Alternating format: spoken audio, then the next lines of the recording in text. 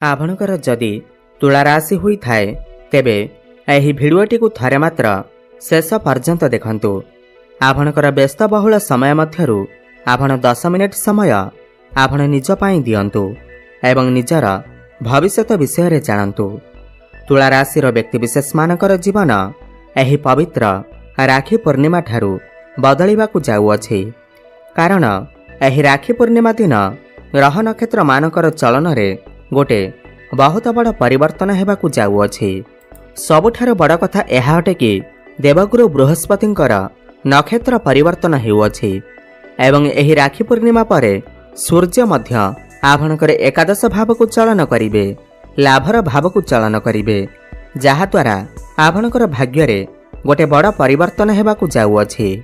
आपणकर जीवन रे चलिथिबा समस्त दुख कष्ट एवं समस्यार अंत हेबाकू जाउअछि एवं पुणी थरे खुशी फेरिबाकू जाउअछि। देखंतु बुध शुक्र सूर्यंकर राशि परिवर्तन हेउअछि एवं मंगल मध्य राशि परिवर्तन करुछंती, जहा द्वारा आपणकर जीवन रे किछि बड़ हेबाकू जाउअछि। आपणक जीवन रे चलिथिबा समस्त दुख कष्टर अंत हेबाकू जाउअछि। एही राखी पूर्णिमा ठारू पुनर्बार आपणकर जीवन रे खुशी फेरिबाकू जाउअछि। तेबे आसंतु जानिबा एही राखी पूर्णिमा ठारू आपणक जीवन रे कौन सबु बड़ परिवर्तन हेबार अछि। एहा पूर्वरु जदि आपणकर भी तुला राशि होई थाए एवं आपण भी ईश्वर को सच्चा हृदय रे भक्ति करंती विश्वास करंती तेबे एही भिडियोटी को लाइक करी कमेंट बॉक्स रे जय शनिदेव हर हर महादेव अवश्य लिखि लियंतु। देखंतु आपण माने मो कथारे एकमत हेबे दीर्घ दिन धरी आपणकर स्वास्थ्य जनित समस्या देखा देउथिला।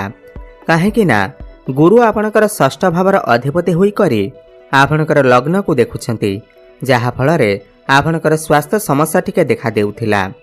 आपण ऋण कर्ज रे बुड़ी रहिथिले, बहुत किछि आर्थिक समस्या देखा देउथिला। काहेकि ना मंगल केतुंक सहित युति करिके बसिथिले, जहा फल रे आर्थिक समस्या देखा देउथिला। ऋणर भार आपणकर ऊपर बढ़ी जाइथिला। गृह परिवार रे खुशीर वातावरण नथिला। खास करी प्रेम जीवन रे आपनको सफलता मिली पारु नथिला, टेंशन भरी रहुथिला। शिक्षा क्षेत्र रे समस्या देखा देउथिला। आपणकर अननेसेसरी खर्च बहुत हेउथिला। समाज रे आपणकर मान सम्मान नथिला। आपनको चाकरीटीए प्राप्ति होई पारु नथिला। संतान संतति पाई आपण चिंतित थिले। आपणकर व्यापार वाणिज्य रे लॉस हेउथिला। प्रेम जीवन रे सफलता मिली पारु नथिला। एही भली जहा भी समस्या आपणकर जीवन रे चालुथिला ताहा एबे दूर हेबाकू जाउअछि। एही राखी पूर्णिमा ठारू आपणकर जीवन रे पुणी थरे खुशी फेरिबाकू जाउअछि। आपणक जीवन रे नूतन सूर्य उदय हेबाकू जाउअछि। देखंतु एही राखी पूर्णिमा परे बृहस्पति मृगशिरा नक्षत्र रे प्रवेश करुछंती एवं आपणकर लग्न को तृतीय भाव को एवं पंचम भाव को देखुछंती। आपणकर भाग्य भाव रे बसी एवं पूर्वर शुक्र मध्य आपणकर भाग्य भाव रे अछंती। एही राखी पूर्णिमा परे भाग्य आपणकर पूर्ण मात्रा रे साथ देब। आपणकर जेउ भी कार्य अटकी रहितिला ताहा पुणी थरे चालू हेबाकू लागिब। आपणकर जहा भी किछि टेंशन समस्या थिला ताहा सब दूर होई जिब। आपण किछि बड़ कार्य आरंभ करि पारंती, कोनोसी बड़ जिनिसर क्रय करि पारंती, कोनोसी बड़ इन्वेस्टमेंट करि पारंती, जहा भविष्य रे आपनकू लाभ आनी करि देब। आपण किछि भूमि प्रॉपर्टी जमी गाड़ी घोड़ा आदि किनि पारंती किंबा किनिबा पाई मनोनिवेश करि पारंती। एही राखी पूर्णिमा परे आपणकर गृह रे किछि शुभ मांगलिक कार्यर आयोजन होई पारे। गुरु एवं शुक्र भाग्य भाव रे थिबारु आपण कोनोसी धार्मिक स्थान को यात्रा करि पारंती, छोट मोट जगह को यात्रा करि पारंती। आपणकर मन धर्म आड़ को अग्रसर होई पारे। जो माने ऑनलाइन रे काम करूछंती, मार्केटिंग रे काम करूछंती, जो मानकर ब्यूटी पार्लर अछि, जो माने मॉडलिंग क्षेत्र रे काम करूछंती, फाइनेंस क्षेत्र रे अछंती, सेमान को बहुत अधिक सफलता प्राप्ति हेब। पौत्रिक संपत्ति रु आपण को लाभ प्राप्ति हेब। आपणकर पिता आपणकर साहाय्य एवं सहयोग करिवे। शुक्र यापर आपणकर दशम भाव को मध्य चलन करेंगे 21 अगस्त पर। यापर आपणकर क्यारियर क्षेत्र में आपण बहुत अधिक उन्नति करेंगे। वर्तमान आपणकर दशम भाव में बुधादित्य राजयोगर निर्माण होउछि, तो चाकरी मिलिबार बहुत अधिक संभावना बनुअछि। आपण चेष्टा जारी रखंतु। जो माने बेरोजगारी अछंती, जो मानक पाखरे कोनोसी भी चाकरी बाकरी नाही, तो सेमानकु एही राखी पूर्णिमा परे चाकरी मिलिबार बहुत अधिक संभावना बनुअछि।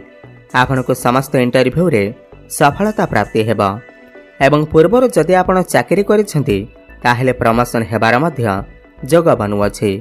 आपनकु कोनोसी एमएनसी कंपनी रु जॉब ऑफर मते आसी पारे। बुध आपणकर द्वादश भावर अधिपति होई करी दशम भावर अछंती। आपणकु विदेश यात्रा करिबार सुख मध्य प्राप्ति हेबा। आपण आपणकर काम को नै विदेश यात्रा मध्य करि पारंती। इम्पोर्ट एक्सपोर्ट काम रे आपणकु सफलता प्राप्ति हेबा। वैदेशिक कार्यगति रे आपणकु सफलता प्राप्ति हेबा। एहा परे 17 अगस्त को सूर्य आपणकर लाभ भाव को चालन करिवे, निजर 100 राशि को चालन करिवे। तो लाभ भाव माने आपणकर इच्छार पूर्ति हेबा।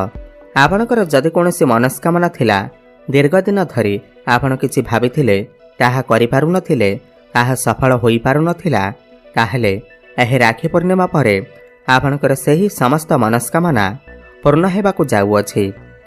जो माने शेयर मार्केट, स्टॉक मार्केट एवं ट्रेडिंग रे काम करुछंती, सेमानकु आकस्मिक भाव लाभ प्राप्ति हेबार जोग बनुअछि।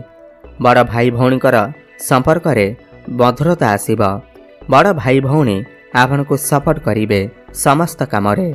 समस्त दिगरु आपनकु लाभ ही लाभ प्राप्ति हेबा। आपनकर जहाँ भी किछि आर्थिक समस्या रहिथिला ताहा दूर होइजिबा। किंतु एठारे आपण गोटे कथार ध्यान रखंतु, सूर्य लाभ भाव को गले आपनकु समस्त क्षेत्ररु लाभ तो प्राप्ति हेबा, किंतु मंगल आपणकर व्यय भाव थिबारु आपण जेतिकी लाभ करिवे सेही अनुसारे आपणकर खर्च मध्य होई पारे। भल वे खर्च होई पारे। चिंता करिवार कोनोसी आवश्यकता नाही।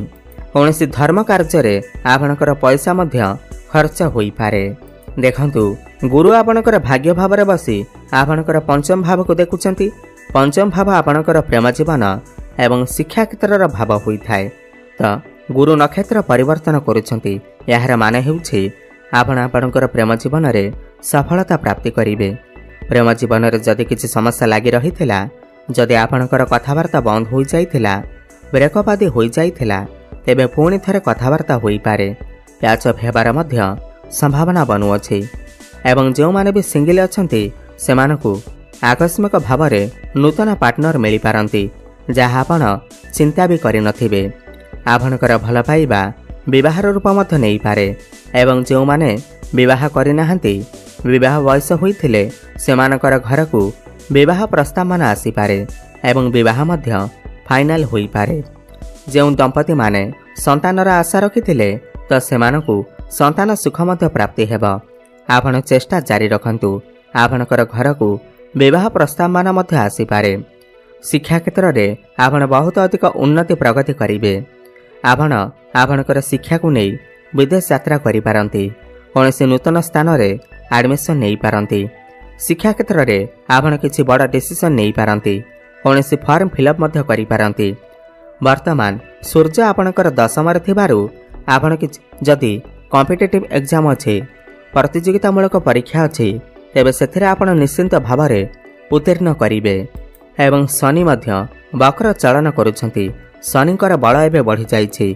तो प्रेम जीवन रे एवं शिक्षा क्षेत्र रे आपनकु बहुत अधिक सफलता प्राप्ति हेबा। शनि षष्ठ भाव में वक्री हेउछंती। जदि आपण पूर्वर किछि ऋण नैथिले, करज नैथिले, तेबे सेही ऋण करजरु वर्तमान सेथिरु आपनकु मुक्ति मिल जिवो। जदि आपणकर केही शत्रु थिले, आपणकर किछि क्षति करिबाकु चाहुथिले, तेबे समस्त शत्रु मानक ठारू आपणकु मुक्ति मिल जिवो। षष्ठ भाव चाकरीर भाव मध्य होई थाए। आपणकु चाकरी मिलिबार बहुत अधिक संभावना बनुअछि। आपण चेष्टा जारी रखंतु। आपणकु समय समय रे आकस्मिक धन लाभ मध्य होई पारे। जो माने रिसर्च क्षेत्र रे अछंती, जो माने साइंटिस्ट अछंती, जो माने एस्ट्रोलॉजर अछंती, सेमानकु सेमानकर काम रे बहुत अधिक सफलता प्राप्ति हेबा। आकस्मिक धन मध्य प्राप्ति हेबा। मंगल आपणकर द्वादश भाव केतुंक ठारू मुक्त होइथिबारु व्यापार वाणिज्य आपण को बहुत अधिक सफलता प्राप्ति हेब। आपण किछि नूतन व्यापार मध्य आरंभ करि पारंती। नूतन आइडिया आपण को मन को आसी पारे। आपण को पाखकु नुआ नुआ कस्टमर आसी पारंती। पार्टनरशिप रे आपण किछि व्यापार वाणिज्य मध्य आरंभ करि पारंती। वैवाहिक दाम्पत्य जीवन मध्य बहुत भल रहिबो। आपण दुई जण मिसी किछि बड़ प्लानिंग करि पारंती। फैमिली प्लानिंग करि पारंती। आपणकर घर को कोनोसी खुशी खबर मिली पारे। आपणकर बाणी रे मधुरता आसीबो। लोक माने आपणकर बाणी द्वारा आपणक आड़कू आकर्षित हेबे। घर परिवार रे पूर्वर जदि कଳି झगड़ा लागि रहुतिला तेबे सेथिरे शांत आसीबो। समस्त कଳି झगड़ा दूर होइजिबो। तेबे मोटामोटी देखिबाकू गले एही राखी पूर्णिमा परे तुला राशिर व्यक्तिविशेष माने समस्त क्षेत्र रे उन्नति करिबाकू जाउछंती। ताहा शिक्षा क्षेत्र हेउ, भाग्य रे हेउ, क्यारियर एवं बिजनेस क्षेत्र रे हेउ, समस्त क्षेत्र रे उन्नति करिबाकू जाउछंती। अधिक शुभफल प्राप्ति करिबा पाई आपण शुक्रंकर बीज मंत्रर जप अवश्य करंतु। ओम द्रांग द्रिंग द्रंग सह शुक्राय नमः 108 थर प्रत्येक दिन जप करंतु। शुभफल प्राप्ति हेब। प्रत्येक गुरुवार दिन कदली गछ मूल हलदी पानी अर्पण करंतु। माँ लक्ष्मीकर आराधना करने सहित महादेवंकर मध्य आराधना करंतु एवं प्रत्येक दिन संध्यारे हनुमान चालीसार पाठ करंतु। शुभफल प्राप्ति हेबा सहित आपणकर भाग्य रे उन्नति आसीबा। धन्यवाद।